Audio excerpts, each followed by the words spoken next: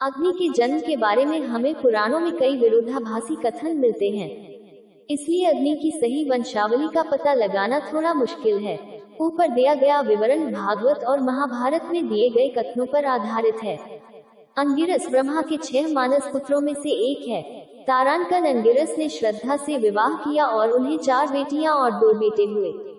बृहस्पति उनमें से एक पुत्र था और उतथ्य दूसरा पुत्र था। बेटियां सिनिवाली, कुहू, राका और अनुमति थीं। अलुत्शन द्वारा भागवत में संवर्त नामक तीसरे पुत्र का उल्लेख है।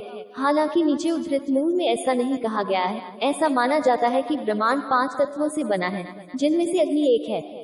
अन्य 4 तत्व हैं जल, पृथ्वी, आकाश और वायु।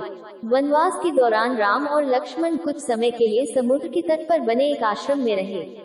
एक दिन अग्नि ने ब्राह्मण का वेश धारण कर उनके पास आकर कहा, हे श्री राम, आपने राक्षस रावण को मारने और संसार को उसके अत्याचारों से बचाने के लिए जन्म लिया है। सीता उसका कारण बनेगी। आपके इस कर्तव्य को पूरा करने का समय दूर नहीं है।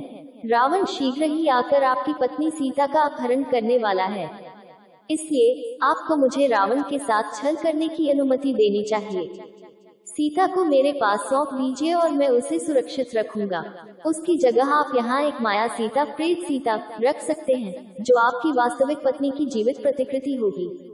अंत में जब आप रावण को मारने के बाद सीता को वापस ले जाएंगे, तो आप अपनी पत्नी की सतीत्व की परीक्षा लेने के लिए उसे अग्नि में फेंकने के लिए बाध्य होंगे। प्रतिकृति बनाकर तुम्हें तुम्हारी असली पत्नी लौटा दूंगा। ये सुनकर श्रीराम बहुत प्रसन्न हुए। तब अग्नि ने अपनी योग शक्ति से एक प्रेत सीता का निर्माण किया और उसे श्रीराम को दे दिया। राम ने यह बात लक्ष्मण से भी गुप्त रखी। महान राम रावण युद्ध में रावण मारा गया और श्रीराम सीता को अपने राज्य में वापस ले गए। तब जनमत का सम्मान करते हुए और जनता में अपनी रानी की पवित्रता स्थापित करने की इच्छा से राजा श्रीराम ने उसे अग्नि में डाल दिया। उस समय अग्नि ने प्रतिकृति वापस ले ली और असली सीता श्रीराम को वापस दे दी। इस प्रकार सीता आग से सकुशल बाहर आ गईं।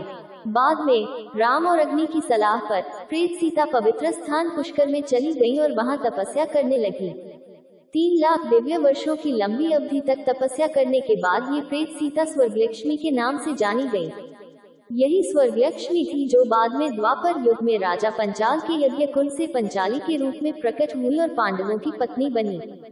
कृतयुग में कुष्ठध्वज की पुत्री वेदवती, त्रेता युग में जनक की पुत्री सीता और द्वापर युग में द्रुपद की पुत्री पंचाली एक ही हैं। इसी कारण उन्हें त्रिहाइनी भी कहा जाता है। प्राचीन काल में श्वेतकी नामक एक वीर और पराक्रमी राजा था। वह अनेक प्रकार के यज्ञ करता था। यज्ञशाला में निरंतर उठने वाले घने धुएं से व्यथित होकर सभी तपस्वी उस स्थान को छोड़कर अपने मार्ग पर चले गए। इससे विचलित हुए बिना श्वेतकी ने एक बार फिर 12 वर्षीय यज्ञ प्रारंभ किया, जिसमें एक ही ऋषि ने भाग नहीं लिया। ऋषियों ने उसे फटकार लगाए और कहा कि यदि वह फिर से यज्ञ करना चाहता है तो शूद्रों को सहायता के लिए बुला सकता है।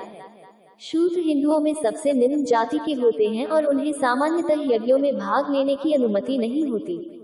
इस अपमान से क्रोधित होकर श्वेतकी कैलाश गया और वहां घोर तपस्या की। भगवान शिव उसके समक्ष प्रकट हुए और उसे उसके यज्ञ के लिए पुरोहित के रूप में दुर्वासा प्रदान किए। 12 वर्षों तक ऋषि दुर्वासा ने यज्ञ किया और यज्ञ कुंड के माध्यम से अग्नि के मुख में असीमित मात्रा में अन्न डाला। अग्निदेव को बहुत अधिक भोजन मिल गया था, जिससे उन्हें अपच हो गया। उन्हें भोजन की इच्छा नहीं रही। वे कमजोर हो गए और उनके चेहरे की चमक फीकी पड़ गई। जब कुछ समय तक अपच बनी रही तो अग्निदेव ब्रह्मा के पास गए और उपचार के लिए कहा।